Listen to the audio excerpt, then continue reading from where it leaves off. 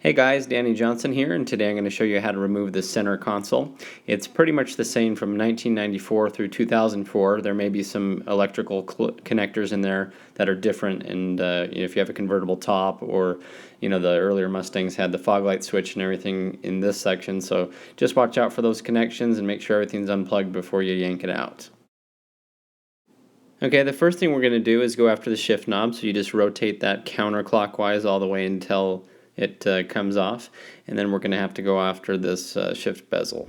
Okay, then you're going to pull this out, and you want to pull kind of this way, directly back towards you, and if you can get your fingers up in here, you just want the whole thing to come straight back so you don't break any clips.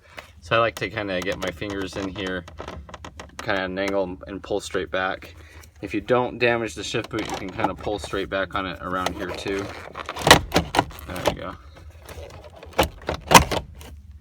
Then just slide the leather boot up and over, and you will have a cigarette lighter attachment here.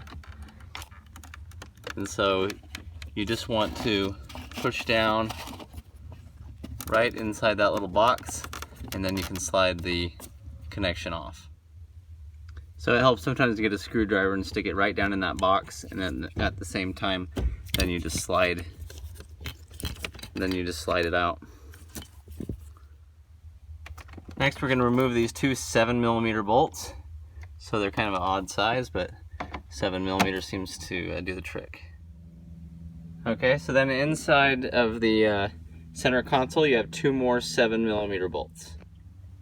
Okay, so up front there's also a wiring harness to disconnect, and it's pretty simple. You just need to push down on that tab at the top, and as you're pushing it down, slide the bottom half away. Okay, so once that tab's pushed down, you can get a screwdriver in here and kind of separate it that way if that helps. It can be kind of a stubborn one. Okay, and then that just separates there. Okay, so now the console can be lifted straight up out. I found it easiest to have the parking brake up as high as you can get it, and make sure that the car's in like third gear or neutral. Just make sure the car doesn't roll away, but you want to have that gear selector up forward where it's not in the way. So then just lift the whole thing up and out. Now it still is a pretty tight fit to get this pitched up enough. So something I did is I sat down here on the driver's side, I put my right shoulder underneath it, and I pushed downward and kind of pinched up with my right shoulder to get that front of it downward, and then my shoulder was pushing the back of it to pop it up over that e-brake. So you just want to be careful not to scratch anything as you're doing that. Also, if you have somebody helping you and they can take that center console area there and pull it apart in the way that the arrows are showing, that can really help. Okay, next we put the center console back in, so remember to have the handbrake up, and remember to have the gear selector forward so that you're not getting it caught on here on the inside. So make sure the car doesn't roll away.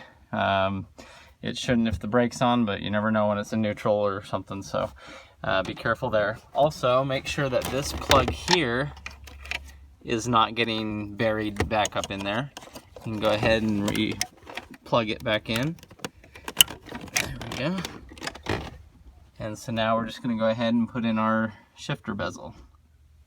Okay, we're getting our two bolts down here, 7mm, down into the center console.